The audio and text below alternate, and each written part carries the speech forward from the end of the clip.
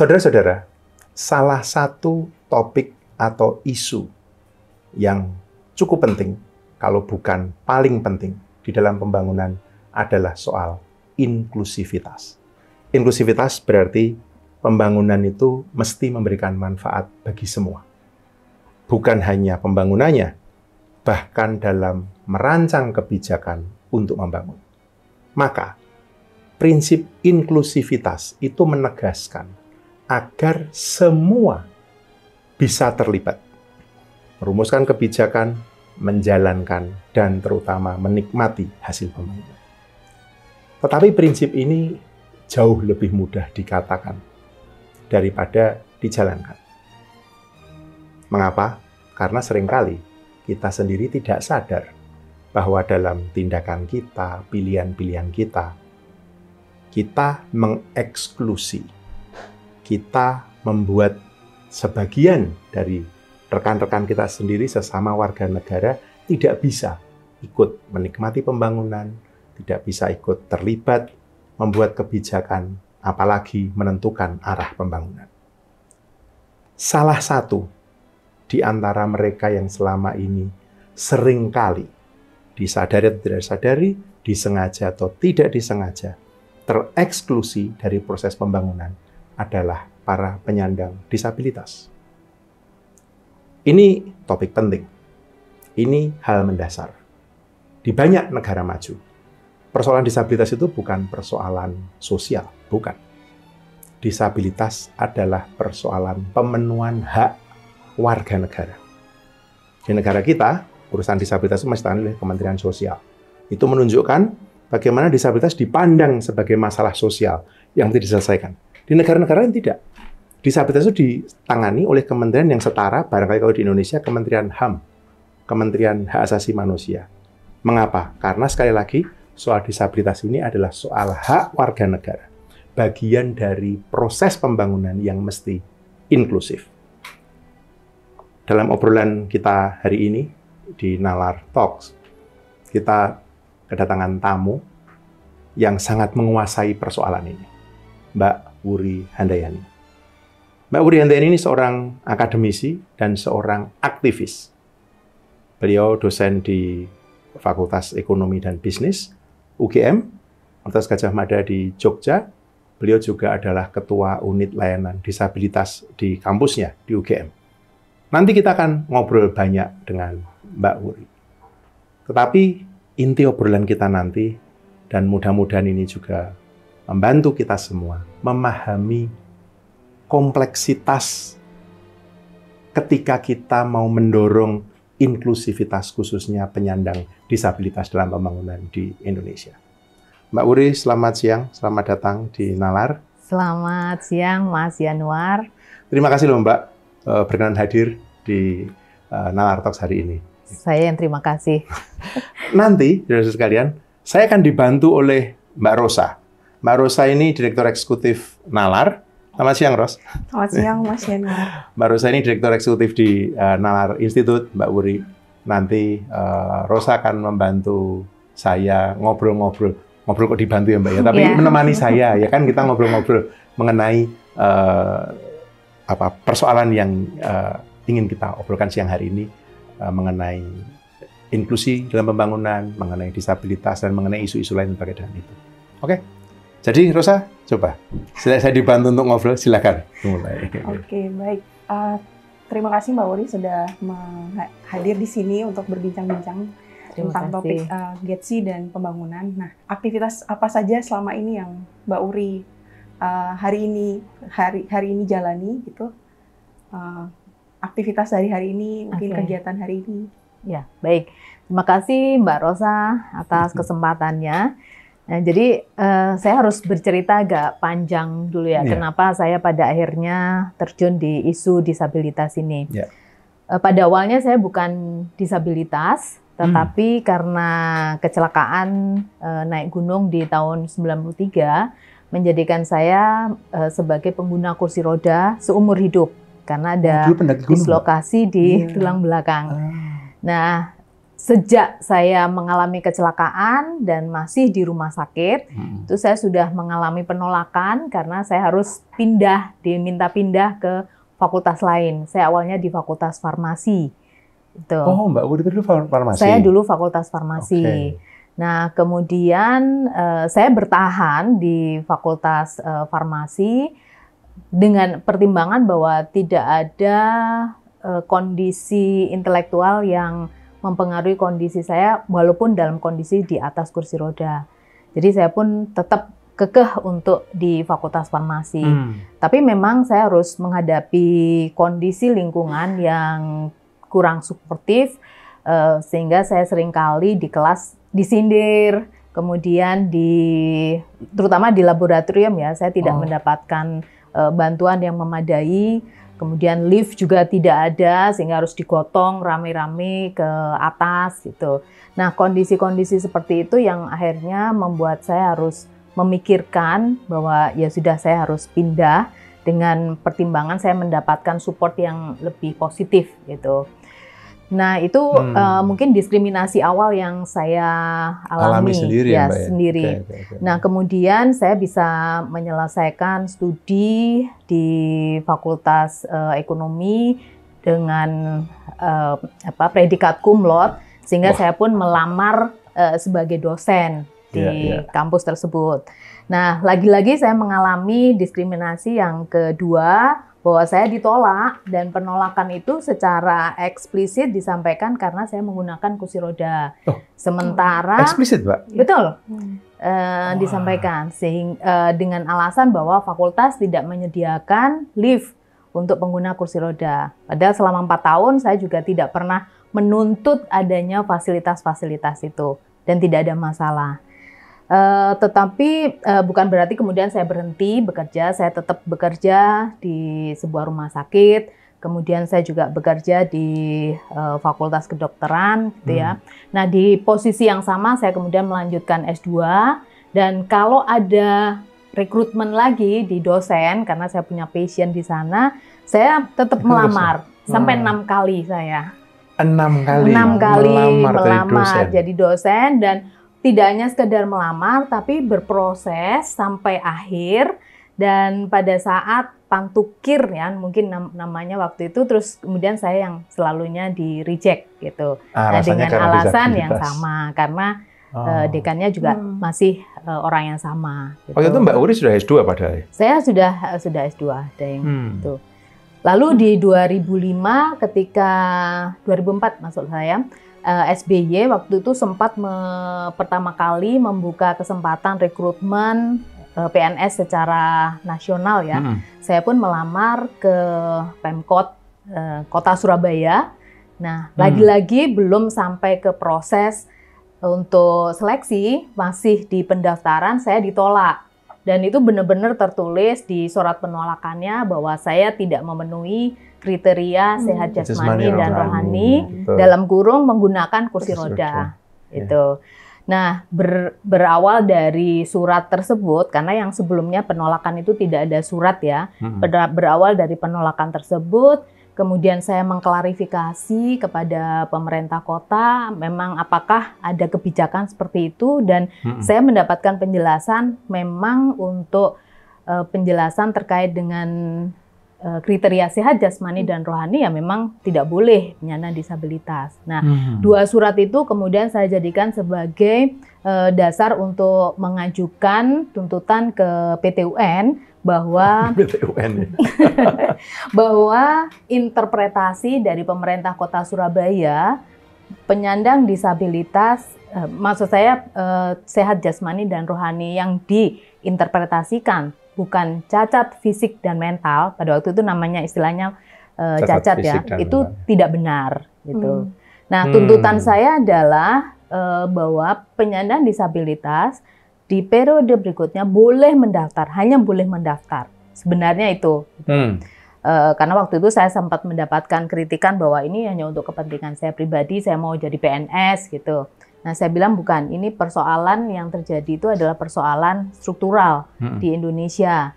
Karena aturan dari berbagai level itu menetapkan adanya kriteria sehat jasmani dan rohani. Sehingga kalau itu dijadikan sebagai persyaratan, maka di semua aspek disabilitas akan terhambat di sana gitu. Nah, jadi pengalaman-pengalaman diskriminatif yang saya alami itu sangat berbeda ya ketika kemudian saya mengambil master di UK, di mana pada saat saya mendaftar itu ada isian apakah saya disabilitas atau tidak. Saya sempat menghentikan mengisi formulir tersebut karena saya takut akan didiskriminasi lagi dengan pengalaman saya yang panjang itu. Nah, tetapi ketika saya membaca ada panduan pengisiannya, waktu itu masih berupa file ya yang kita tidak secara online gitu, hanya menuliskan kemudian kita kirim by email begitu.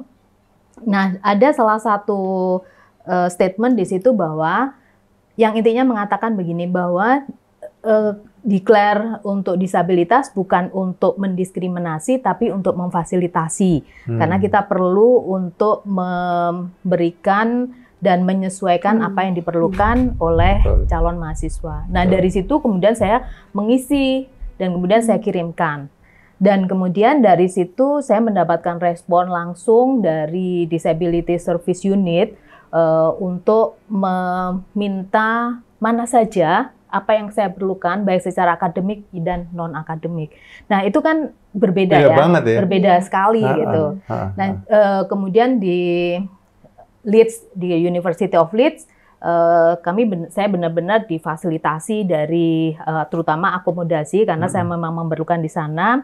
Sementara di akademik saya relatif mandiri sehingga saya tidak memerlukan istilahnya fasilitasi atau akomodasi yang layak untuk penyesuaian. Nah, alhamdulillah waktu saya di master itu ada banyak ragam disabilitas, ada 2 orang netra, 1 orang tuli, dan 3 orang pengguna kursi roda termasuk saya dengan derajat yang berbeda dan kebutuhannya pun juga berbeda.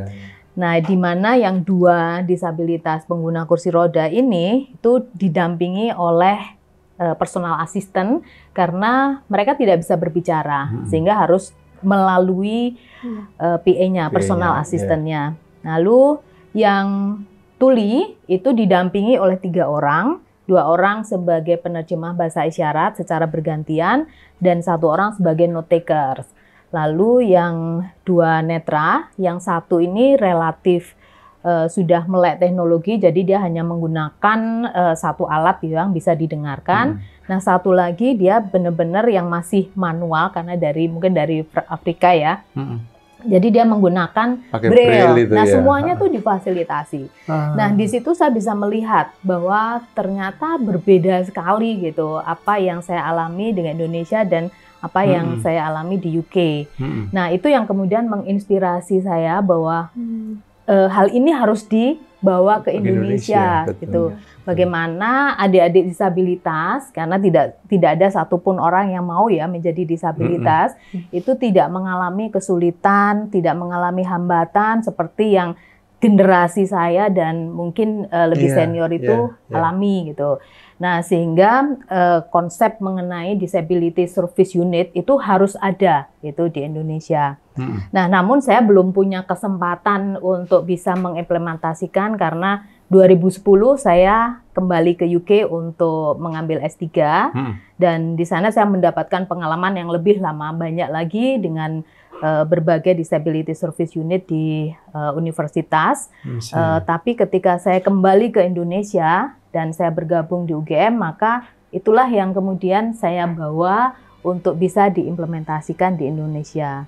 Dan kebetulan di Undang-Undang 8 tahun 2016 tentang penyandang disabilitas itu sudah memberikan ketentuan bahwa setiap pendidikan tinggi, institusi pendidikan dan layanan publik itu harus memiliki Disability Service Unit. Ya, nah jadi yang saya lakukan sekarang ini memang lebih fokus ke memberikan layanan dan fasilitasi untuk pendidikan bagi adik-adik disabilitas. Ya. Dan UGM mendukung itu? Dan UGM alhamdulillah mendukung dengan baik. Jadi unit layanan disabilitas di UGM sudah terbentuk di tahun 2024. Nah, meskipun agak terlambat ya, tetapi sebenarnya budaya itu kan sudah ada, hanya belum terinstitusionalisasi dalam sebuah lembaga. Nah, harapannya dengan adanya lembaga ini akan lebih linier gitu ya, memberikan support kepada adik-adik disabilitas yang ada di UGM. Minimal begitu, tapi harapannya tidak hanya di UGM, tapi bisa berkembang ke tempat lain gitu juga. Ini Mbak Diti, Mbak Wuri masih nggak waktu kita ketemu di kedutaan Inggris ya waktu itu ya Mbak ya. Kan kita orang Jawa bilang gerenengan ya Mbak ya. Dan gerenengan kita adalah di antara semua gedung yang ada di Grosvenor Square yang nggak punya rem cuma KBRI. Enggak, kita nggak boleh Mbak. Sampai kita ketawa-ketawa ngakak sendiri kan. Lalu Mbak Wuri terpaksa lewat pintu belakang, ya kan? Yang satu yang punya rem kan? Betul. Karna untuk mengakses KBRI itu saat itu, kamu mungkin nggak ngalami waktu kamu di Inggris kan tahun berapa di Inggris? 2021. 2021 sudah pindah ke kedutaan ya. Waktu itu di Grosvenor Square itu gedung satu-satunya yang nggak bisa diakses. Itu malah gedung KBRI. Nah, saya mau lompat, mengapa saya nanya angkat cerita ini Mbak? Kalau menurut Mbak Wuri kemudian, kebijakan kita secara umum, pembangunan Mbak, tentang disability itu seperti apa sih Mbak? Tadi Rosa menyebut istilah GEDSI, ya kan Mas? GEDSI itu kan Gender Equality, Disability, and Social Inclusion. Itu sekarang ini agak konseptual dikit, tapi saya ingin refleksi Mbak Wuri melihat kebijakan pembangunan pemerintah kita gimana Mbak? Baik.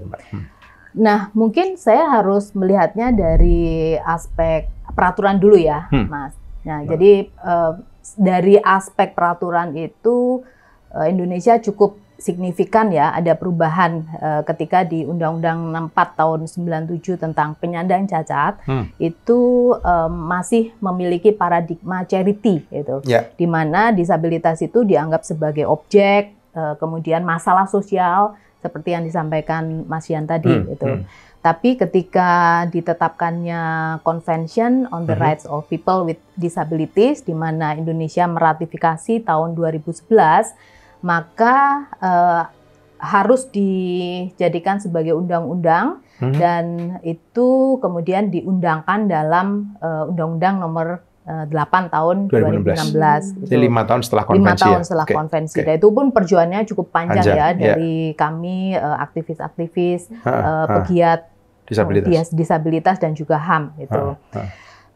Nah, memang ada sedikit kekecewaan kami ya dari CRPD menjadi undang-undang itu banyak sekali pasal-pasal yang dipangkas dan kami masih ingat karena saya terlibat juga di dalam translasi CRPD itu menjadi bahasa Indonesia lalu kemudian ditranslasi juga ke undang-undang itu pengurangannya itu ratusan pasal itu dikurangi ya.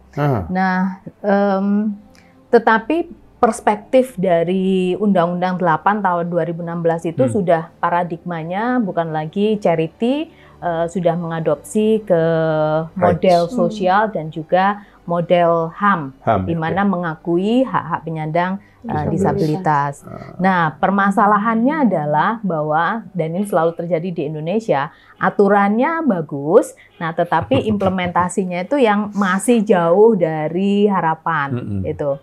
Nah, jadi kalau kita bilang bagaimana pendidikan itu inklusif, katakanlah gitu ya, itu sudah banyak aturan, mulai dari adopsi Salamanca, sampai ke pendidikan inklusif itu sudah ada aturannya, tapi kembali lagi implementasinya yang masih jauh dari harapan.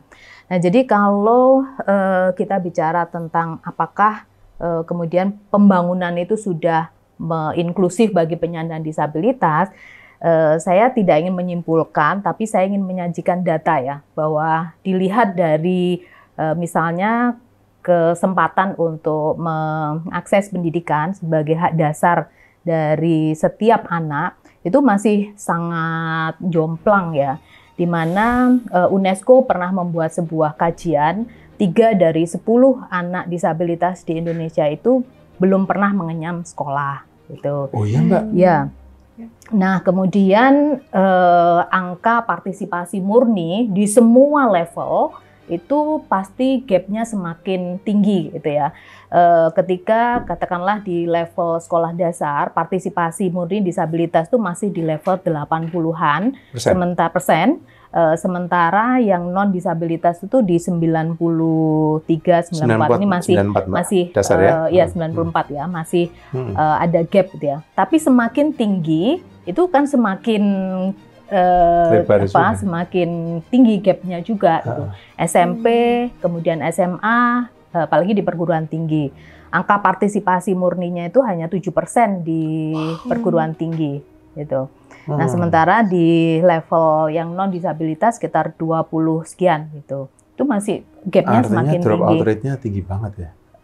Masih angka partisipasi Mas ya. Nah, tetapi harus dilihat juga yang kelulusan. Nah, kelulusannya itu kalau di level perguruan tinggi yang disabilitas itu hanya 2%. 2,3, 2,4%. Jadi antara 7 dengan ini kan masih ada gap juga. Yang jadi pertanyaan adalah di tengah-tengah ini seperti apa prosesnya gitu. Mengapa mereka bisa tidak lulus gitu. Padahal mencapai level perguruan tinggi pun udah jadi problem ya. Artinya kita tahu bahwa infrastruktur sekolah di Indonesia meskipun sudah mengklaim sebagai sekolah inklusif, tetapi ada banyak temuan-temuan bahwa dari infrastruktur saja itu tidak cukup. Nah, kemudian dari sisi kapasitas guru yang inklusif itu juga tidak cukup memadai untuk bisa memberikan istilahnya fasilitasi yang layak bagi kebutuhan disabilitas. Nah, itu aspek pendidikan. Kemudian dari aspek infrastruktur jelas sekali ya, saya di UK membandingkannya sekali lagi bahwa saya bisa kemana-mana sendiri dengan menggunakan electric wheelchair, bisa naik kereta, bisa naik bis. Tapi di sini saya nggak mungkin untuk bisa mandiri. Sekalipun saya punya kursi roda elektrik yang saya bawa dari sana, tapi nggak berfungsi di sini karena trotoar juga tidak aksesibel, naik turun dan itu dipakai untuk penjual. Pedagang kaki lima. Jadi harus ke jalan. Sama saja akan ada resiko ke sana. Nah, sementara kemudian kalau kita bicara akses layanan kesehatan, itu juga banyak sekali PR-PR yang kemudian melihat bagaimana layanan kesehatan itu tidak memberikan akses kepada penyandang disabilitas. Nah, contohnya adalah ini yang dikeluhkan oleh kawan-kawan yang punya anak untuk cerebral palsy misalnya. Jadi hanya dibatasi berapa kali dalam 1 tahun, kalau nggak salah itu BPJS hanya bisa mengcover untuk rehabilitasi. Padahal rehabilitasi itu sangat diperlukan untuk adik-adik ini, bukan untuk mereka kembali menjadi normal, tetapi agar mereka tetap bisa mempertahankan kondisi yang ada, tidak menjadi semakin buruk. Ya. Nah, jadi kalau dari indikator-indikator terkait dengan aspek-aspek tadi, nah maka kita bisa mengatakan bahwa pembangunan ini masih belum menginklusifkan penyandang disabilitas karena memang tidak ada kesetaraan. Belum lagi kalau kita bicara tentang keterwakilan, katakanlah begitu ya. Kalau gender ini sudah ada keterwakilan, ada 30% aturannya 30% di MPR, DPR ya, di legislatif ya. Tapi di penyandang disabilitas tidak ada. Yang saya dengar itu yang 2% itu gimana, Mbak? Jadi yang 2% itu ada ketentuan begini. Jadi kalau perusahaan atau instansi itu diwajibkan untuk memberikan kuota 2% bagi penyandang disabilitas untuk yang instansi negara, ya, institusi negara dan BUMN, BUMD. Nah, tetapi untuk swasta 1%. Nah, coba kita lihat sekarang bagaimana absorpsi dari PNS ini dan juga dibandingkan dengan swasta. Nah, kalau dari institusi negara sendiri tidak bisa menjadikan sebuah contoh dengan menerapkan 2%, nah maka untuk bisa memforce swasta menerapkan 1% kan juga susah gitu. Nah, tadi kan disampaikan ya Mbak ya, cerita Mbak Wuri, terus juga realitas yang ada seperti itu ya. Terus juga kayaknya untuk mencapai inklusivitas kesetaraan gitu kan perjalanan panjang gitu. Nah, kalau dari pengalaman Mbak Wuri atau dari apa yang Mbak Wuri lihat selama ini, kira-kira prospek ke depan tentang kebijakan GETSI dan kesetaraan ini seperti apa? Ya, saya pikir pertama adalah mainstreaming isu disabilitas itu menjadi kunci ya. Bagaimana kebijakan yang memasukkan isu disabilitas itu bisa di semua struktur, bisa di semua level, dan yang lebih penting lagi bagaimana diimplementasikan, dan satu lagi itu bisa direfleksikan dari anggaran. Gitu. Itu yang susah itu, Mbak. Sekarang kita akan melihat ya bahwa beberapa waktu yang lalu saya pernah mempelajari berapa anggaran yang dialokasikan untuk disabilitas. Nah, saya mendapatkan data itu masih di tahun 2018-2019 ya. Jadi total anggaran yang dialokasikan untuk isu disabilitas itu 309 miliar. Dan itu pun banyak diabsorpsi untuk Kementerian Sosial. Nah, di mana sampai sekarang ini isu disabilitas itu masuk dalam kategori permasalahan sosial yang sama dengan orang miskin, anak jalanan, jompo dan lain sebagainya. Nah, itu yang kemudian harus menjadi concern juga gitu. Bagaimana kita mainstreaming, implementasi, kemudian anggaran dan pengawasannya gitu. Ini yang belum ada, bahwa aturannya sudah cukup banyak, cukup baik gitu ya. Nah, kemudian tidak diikuti oleh implementasinya, betul. Nah, ini saya ingin memberikan contoh ya. Kami pernah mengadvokasi di Jawa Timur bahwa terkait dengan undang-undang pendidikan inklusi itu sudah ada.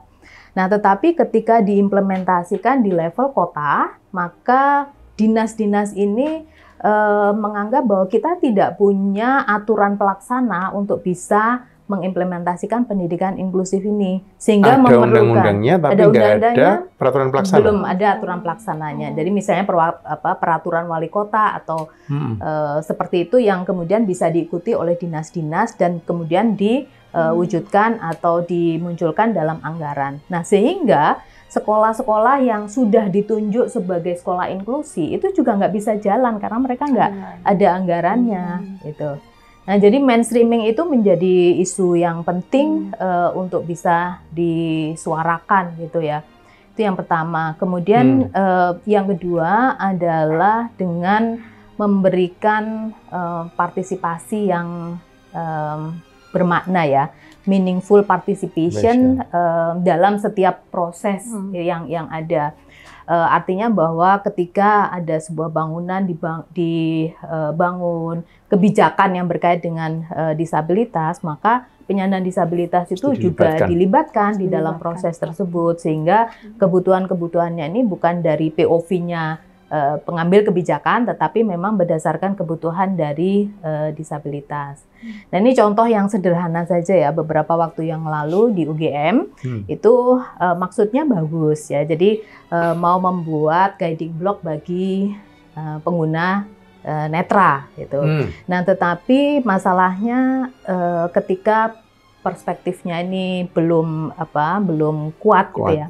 Sehingga guiding block ini akhirnya ditabrakkan ke tiang, ditabrakkan ke pohon dan lain sebagainya. Nah, itu yang terjadi, sehingga kami harus mengadvokasi, tapi memang kemudian akhirnya diperbaiki. Nah, hal-hal semacam itu yang kemudian perlu ya secara duduk bersama-sama antara pengambil kebijakan, pemerintah dan juga kelompok disabilitas. Nah, seperti itu yang menurut saya perlu.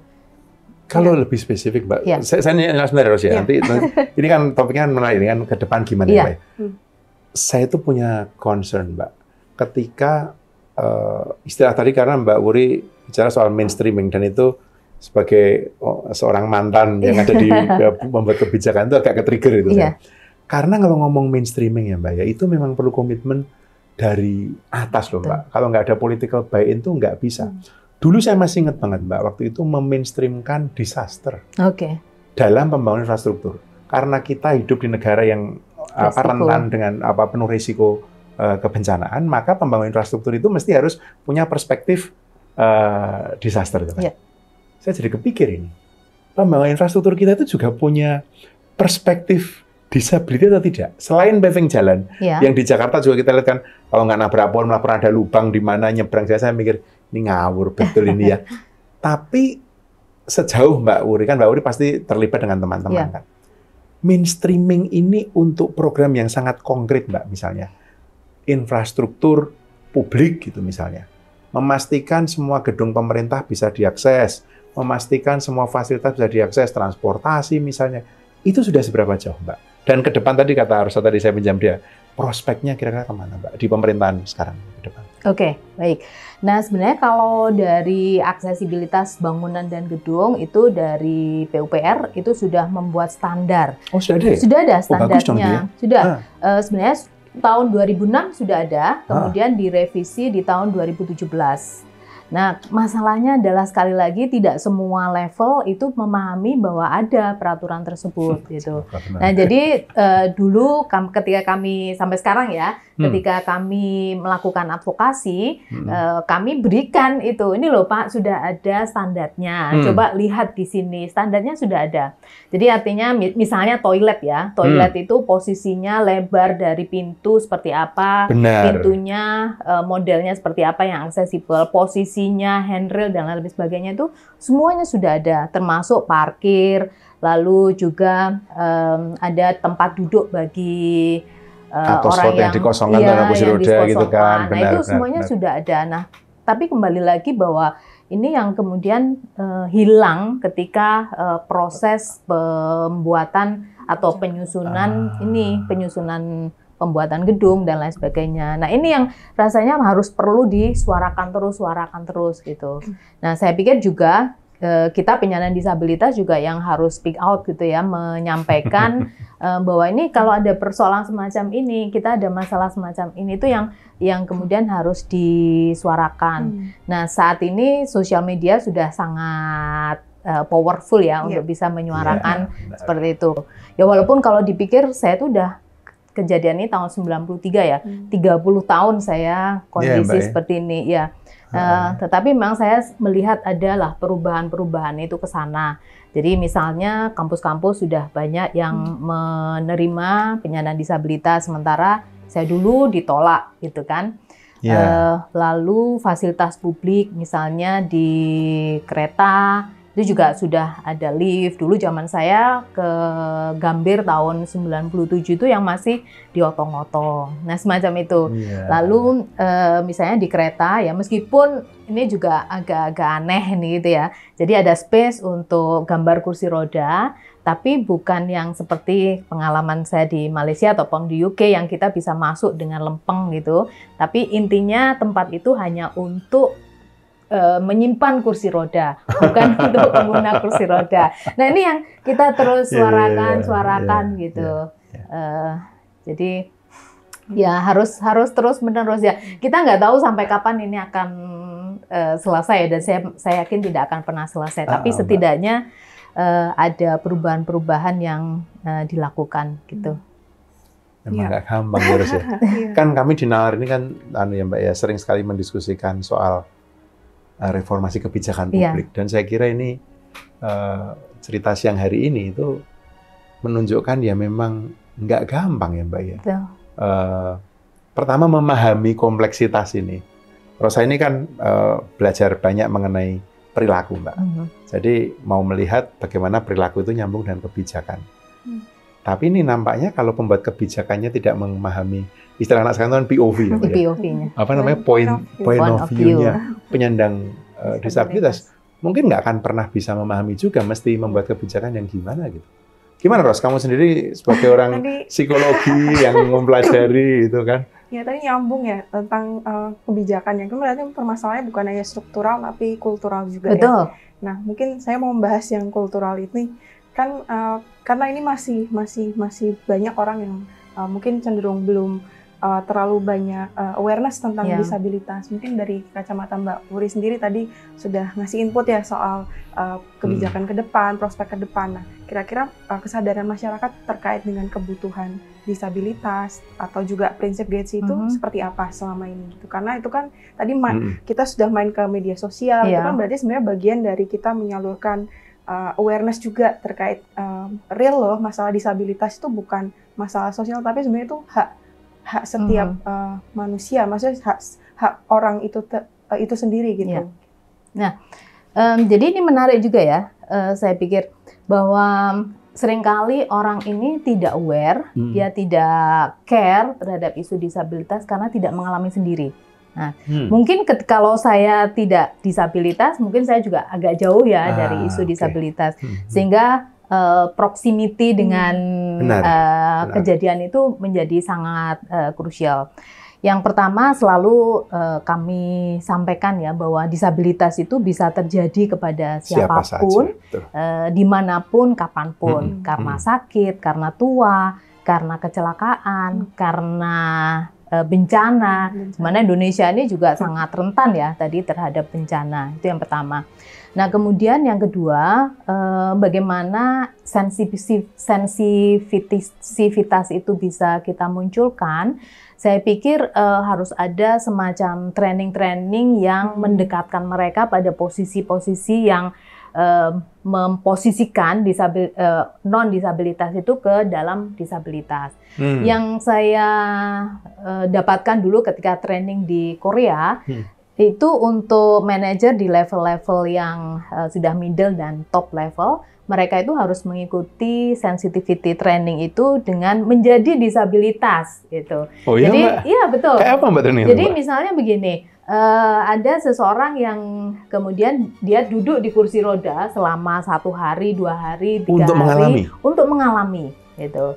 Nah, kalau yang netra itu kemudian dia harus ditutup matanya. Lalu yang tuli dia harus ditutup telinganya sehingga kita tidak. Nah, itu yang saya pikir penting ya untuk bisa dilakukan. Misalnya ketika ada training di eselon-eselon tertentu begitu ya, itu menjadi sangat penting untuk di mainstreaming ke sana. Gitu.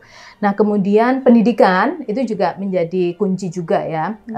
Saya melihat di kurikulum pendidikan luar biasa yang ada di beberapa kampus di Indonesia, itu belum memasukkan aspek-aspek terkait dengan human rights ini. Ya, jadi artinya bahwa secara teknik bagaimana mereka mengajar, bagaimana mereka menggunakan bahasa isyarat dan lain sebagainya itu diajarkan, ya. Tetapi bahwa itu adalah hak, kemudian bagaimana perkembangan paradigma melihat disabilitas itu yang saya masih melihatnya itu belum nampak juga di dalam kurikulum yang diberikan untuk guru-guru sekolah yang inklusi maupun yang disabilitas di sekolah disabilitas. Tuh. Nah, kemudian saya jadi ingat dulu ketika di UK saya kan mendapatkan training juga untuk teaching training ya, sebelum menjadi asisten di sana ya. GTA, Graduate Training Assistant. Nah, di sana itu diberikan satu training itu tentang diversity gitu. Di diversity itu kita kemudian mendapatkan pemahaman bahwa beragam orang dari berbagai latar belakang, kemudian kemampuan, ras, dan termasuk juga disabilitas. Nah, ini yang sebenarnya penting juga untuk bisa selalu dimasukkan gitu atau disuarakan. Nah, kenapa? Kami melakukan survei di tahun kemarin ya di 2024 dengan grant dari British Council dari UK Grand Alumni, itu kami mencoba untuk melihat bagaimana attitude dari mahasiswa non-disabilitas terhadap penyandang disabilitas. Ya. Jadi memang ada faktor yang proximity itu tadi, ketika dia tidak pernah tahu, tidak pernah kenal, sehingga mereka ada kecenderungan rendah itu terkait bagaimana empati mereka kepada penyandang disabilitas. Nah, jadi artinya bahwa knowledge, kemudian kedekatan dengan mereka itu bisa menjadi salah satu sarana untuk meningkatkan awareness itu tadi. Gitu.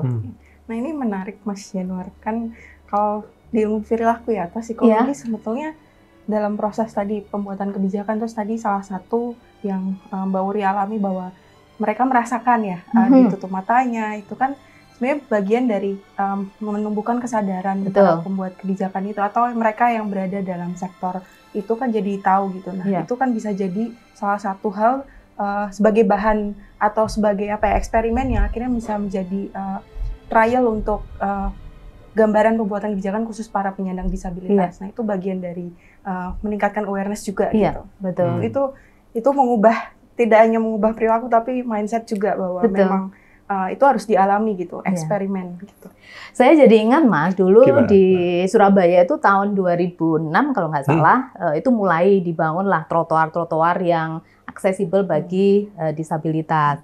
2006 Nah, 2006. Jadi kami pun melakukan survei aksesibilitas untuk memastikan bahwa yang dibangun itu sesuai dengan standar dari PUPR tadi.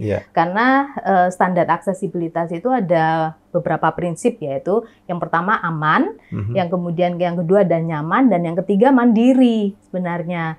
Jadi bukan syukur ada, tetapi kemudian kemanfaatan itu kan jadi nggak ada. Nah, termasuk untuk slope dari RAM itu kan ada, kalau nggak salah 1:12 gitu. Nah, jadi di tempat-tempat tertentu yang sangat curam gitu, saya minta, karena kami didampingi oleh wartawan ya, saya minta mereka itu untuk nyoba. Jadi saya dipindah ke trotoar oleh suami saya, kemudian dia yang nyoba sendiri. Kalau dia gak geblak ya, itu berarti aman gitu kan. Tapi memang nggak bisa. Itu dibaguskan gitu, Mbak. Karena ini namanya kan bias ya, Mbak, kebijakan ya kan.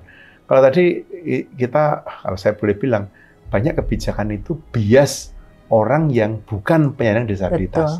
Itu sama seperti kebijakan pembangunan loh, Mbak. Bias Jakarta, bias Jawa gitu kan. Terus dia merasa ini pasti bisa diterapkan di Nusa Tenggara atau di Papua, kan nggak gitu. Ini kan sama kan, Mbak. Dan tadi, ini saya menarik ini ya. Harusnya Menteri PU gitu ya, nyoba sendiri Pak Gusroda. Bisa nggak ini? Kalau nggak ngeblak, kalau ngeblak ya kudu diganti gitu kan. Iya, Mbak. Mbak Wuri ini nggak terasa sudah hampir 1 jam ini kita ngobrol. Kalau saya boleh nanya, Mbak, atau minta malah Mbak Wuri menyampaikan pesan gitu ya. Ini teman-teman yang subscribe ke Nalar ini, memang Nalar ini kan kanalnya bukan kanal fun dalam pengertian selebritis yang jutaan orang atau ratusan ribu ya. Tapi yang subscribe ke kanal ini adalah teman-teman yang serius. Saya udah tahu ini kayak seleksi, Mbak. Kalau mau dia follow Nalar atau subscribe Nalar berarti dia mau serius belajar. Nah, untuk para pembelajar ini Mbak Wuri punya pesan apa? Oke, baik. Pertama adik-adik ya. Adik-adik. Ini Mbak dosen gitu ya. Adik-adik ya, bahwa seperti yang saya sampaikan tadi, disabilitas itu sebenarnya adalah sebuah keragaman, di mana kalau kita melihat keragaman manusia itu dari aspek warna kulit, ras, kemudian tinggi badan dan lain sebagainya, maka disabilitas itu juga sama gitu. Dia adalah bagian dari keragaman yang ada. Gitu. Nah, kalau kita melihat statistik ya, WHO itu membuat estimasi bahwa 15% penduduk dunia itu masuk dalam kategori disabilitas. Nah, 15%. Ya, artinya dari hampir 8 miliar. Iya. Berarti 800 Iya, betul. Nah, sementara kalau kita lihat disabilitas itu ada yang visible disability, seperti saya menggunakan kursi roda, ada yang pakai krek, kemudian dia netra. Nah, yang banyak lagi itu adalah yang hidden disability. Itu yang banyak. Jadi termasuk disabilitas mental, tuli yang tidak terlihat, kemudian ragam disabilitas yang lain itu masih banyak sekali. Jadi artinya gini, bahwa probabilitas manusia itu ketemu dengan disabilitas itu juga tinggi sebenarnya gitu. Jadi kalau itu dilihat sebagai sebuah keragaman, maka kembalinya adalah kepada paradigma kita ya, stigma kita bahwa ya dia manusia yang sama dengan kita, yang memiliki keinginan, memiliki kesempatan, dan memiliki hak yang sama dengan manusia yang lain. Intinya bahwa ketika kita menganggap dia sebagai manusia yang sama dengan yang kita, maka memanusiakan disabilitas itu adalah sama seperti menghormati mereka memiliki hak yang sama, yang merupakan sama-sama juga ciptaan Tuhan. Oh, terima kasih, Mbak Wuri. Ada lagi Rosa yang mau ditanyakan? Cukup? Sudah cukup. Oke, Mbak Wuri, sekali lagi terima kasih berkenan mampir dan membagikan perspektif yang saya kira tidak hanya membuka mata ya Mbak ya, tapi saya kira ini menyentuh banyak aspek, terutama kalau kita bicara tentang kebijakan pembangunan. Jadi inklusi itu bukan hanya untuk dikhotbahkan ya Mbak ya, tapi tadi di mainstream dengan benar, masuk dalam proses perencanaan dan dijalankan. Nah ada duitnya ya Mbak ya, kalau nggak ada anggarannya nggak bisa dijalankan. Mbak Wuri sekali lagi terima kasih. Terima kasih. Terima kasih. Saudara-saudara, demikian perbincangan kita hari ini dengan Mbak Wuri Handayani, seorang akademisi, seorang aktivis, dan lebih dari itu, dia adalah seorang warga negara yang sangat peduli pada hak penyandang disabilitas. Bukan hanya karena Mbak Wuri juga adalah salah seorang penyandang disabilitas, bukan hanya itu. Tetapi saya kira yang lebih penting adalah karena kesadaran bahwa pembangunan itu hak bagi seluruh warga negara tanpa kecuali. Inklusi ada sebagai prinsip untuk mengawal kebijakan pembangunan. Itu bukan tanpa alasan. Prinsip inklusi itu ada karena kesadaran. Yang tadi Mbak Wuri sampaikan di akhir. Karena manusia itu beragam. Karena manusia itu punya seluruh warna dalam corak hidupnya, dalam pilihan politiknya, juga dalam segala keterbatasan atau kelebihan fisik dan mental.